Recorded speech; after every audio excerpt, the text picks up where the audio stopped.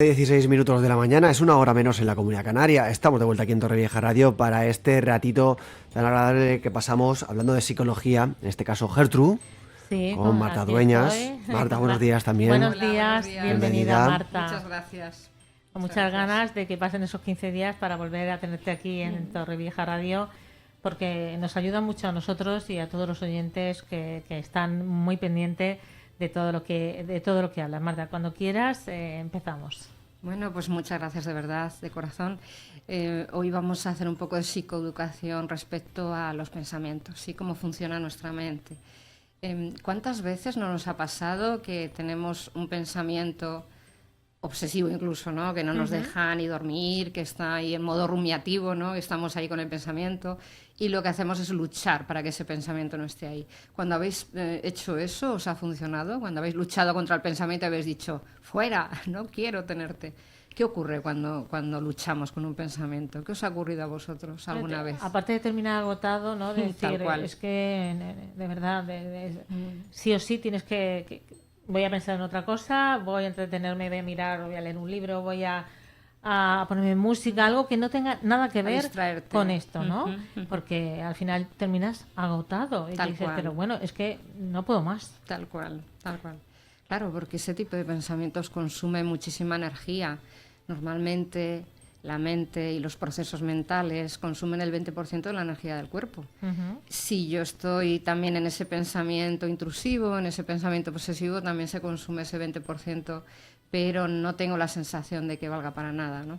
Aparte que en la lucha, con todo lo que lucho yo en la mente, persiste aquello con lo que lucho. Es como que no conviene hacer eso, porque la mente es paradójica realmente, es decir, muchas veces hace lo contrario a lo que les decimos a la mente. Por ejemplo, si yo digo que no quiero tener, o lucho contra un pensamiento porque no lo quiero tener, el pensamiento se queda ahí porque la mente como comprueba que realmente no está el pensamiento y al final piensa en ello. Es como una historia un poco extraña, ¿no? Entonces, funciona, por ejemplo, ponerse a hacer otras cosas, funciona hacer un stop.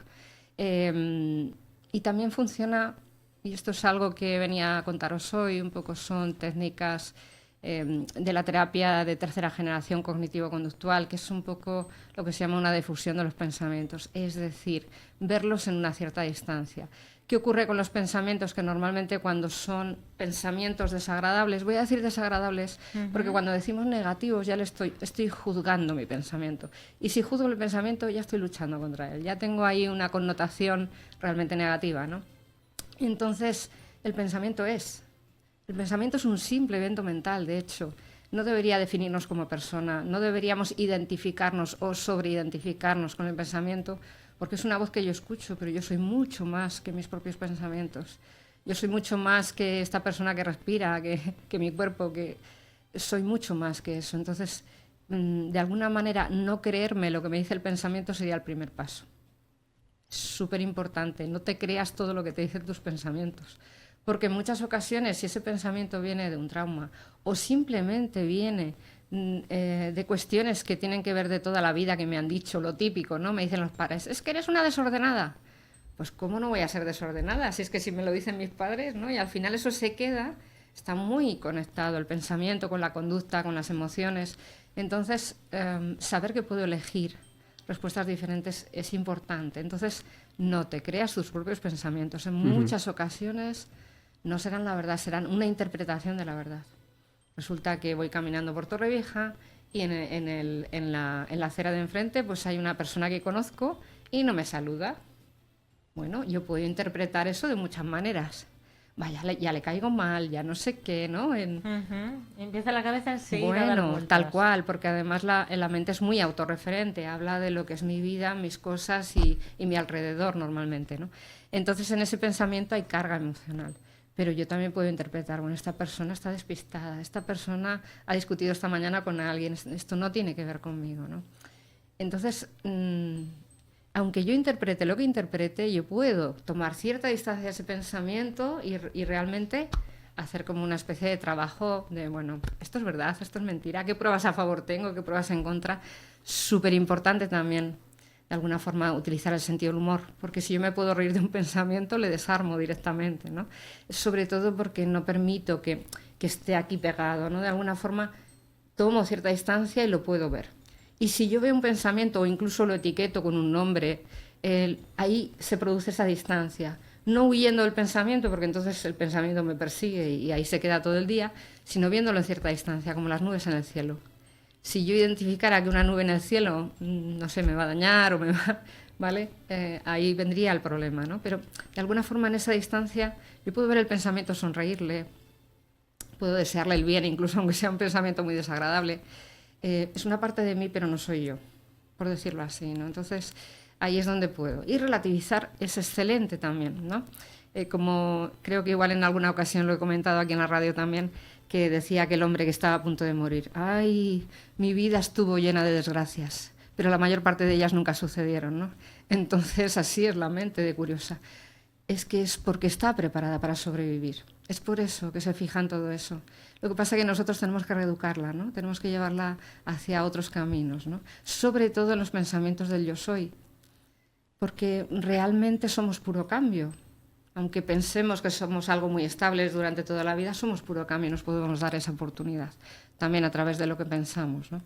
Lo que pasa es que es un trabajo, es relativamente simple y sencillo, pero requiere esfuerzo, requiere constancia, requiere volver a reeducar a la mente para que se generen conexiones interneuronales diferentes y vayan por otras vías. Y ya, si yo lo trabajo mucho, de alguna manera viene en piloto automático incluso ese tipo de pensamientos, ¿no?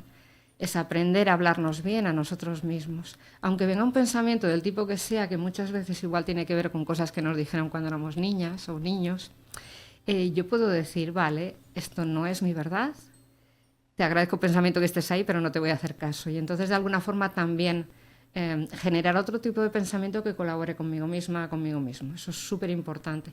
Cuanto más genero ese tipo de pensamiento, menos espacio hay para el otro, de alguna forma, ¿no? Entonces, mirar con compasión y con cierto cariño incluso los pensamientos desagradables también me pueden ayudar, porque en el fondo también vienen para que les escuche, y como no les he querido escuchar durante tanto tiempo, pues cogen el control. Es algo así, ¿no? Es que a veces nosotros somos nuestros propios enemigos. No hay enemigo más grande que nosotros mismos.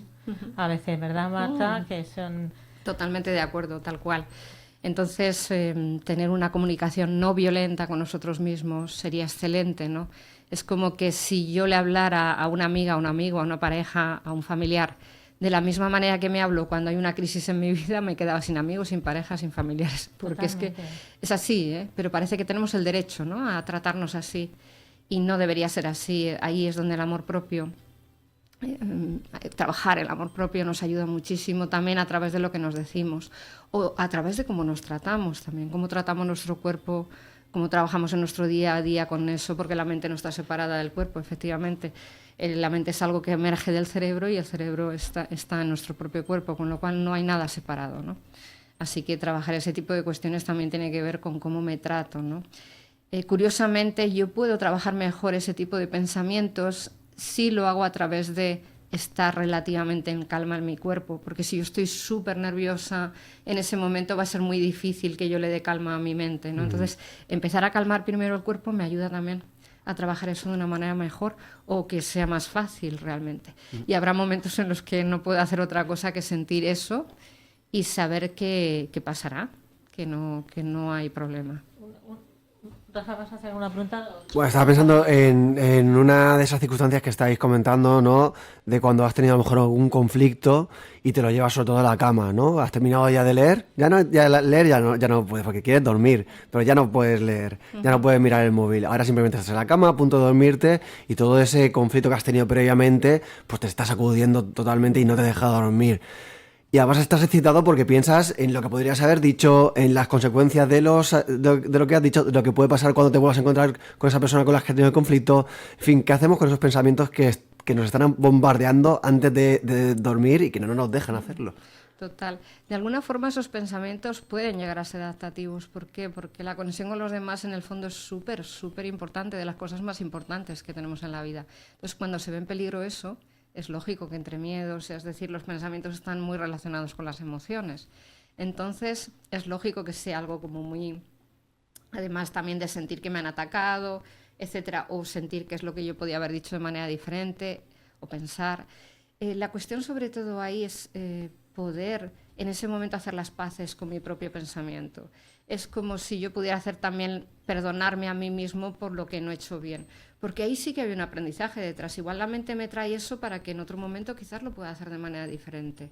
Pero si solo estoy en lo que me han dañado, en el dolor que he sentido, etcétera, ahí también puedo trabajar el perdón a la otra persona que igual también lo ha hecho mal y no ha sabido hacerlo mejor, ¿no? Ojo, esto es súper importante de cara a hablar la próxima vez con esa persona, ¿no? Y hablar lo que me ha sentado mal, lo que no me ha gustado, o pedir perdón por algo que yo no he hecho bien. Y si eso se repite mucho y es una persona con la que yo no tengo una buena relación y me doy cuenta, pues hay que poner límites, y esos límites no se cumplen, hay que igual tomar cierta distancia. Porque eso también tenemos que hacerlo a veces, ¿no? Entonces, ese tipo de pensamientos nos ayuda, si lo llevamos a algo que tenga que ver con acción y no con pensamiento, nos ayuda a nuestras propias relaciones también. Ahora, no quedándonos solo en el ego dañado, ¿no? A mí me han hecho daño y yo me quedo ahí en el resentimiento, en el rencor, ¿no? Que eso lo único que nos hace es generar mucho malestar interior y la otra persona ni se da cuenta, ¿no? Entonces es como si en esto que yo quiero, entre comillas, que a otra persona sienta igual el dolor que he sentido yo, lo único que hago es sentirlo yo, ¿no? Entonces no nos lleva a ningún sitio. Anoche mismo no podía dormir, Marta, no había manera, vueltas para acá, vueltas para allá, bueno, ¿qué hago? No voy a mirar el móvil, ¿qué hago? Y decidí no mirarla ahora. Digo, porque si la miro me pongo más nerviosa, Claro. Entonces el sueño lo cojo todavía más tarde, como diciendo, Claro. las 3, las 4 y a las 7 menos 20 estoy en pie. Entonces decidí no mirarlo. Di muchas vueltas, yo sabía que era tarde, que llevaba mucho tiempo dando vueltas, pero al final pues me olvidé de la hora y además me puse de otra manera como suelo hacerlo anteriormente y al final pues caí y dormí plácidamente. Súper bien. Por lo que hablamos de los pensamientos que sigan en el mismo sitio.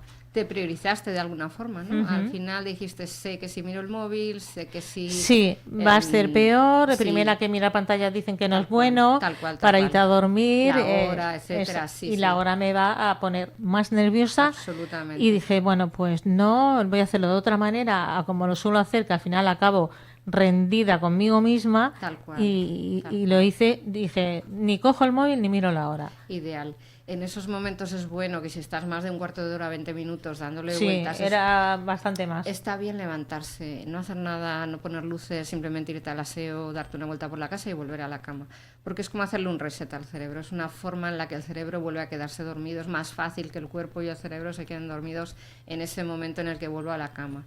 Luego otra cuestión también a veces es como, vale, si yo estoy ya con una preocupación previa, que me doy cuenta de un conflicto, de cualquier otro tema, antes de ir a la cama, idealmente sería poder escribir algo sobre eso, dejarlo escrito, es decir, que me ha preocupado, que viví, que me preocupa ahora, etcétera.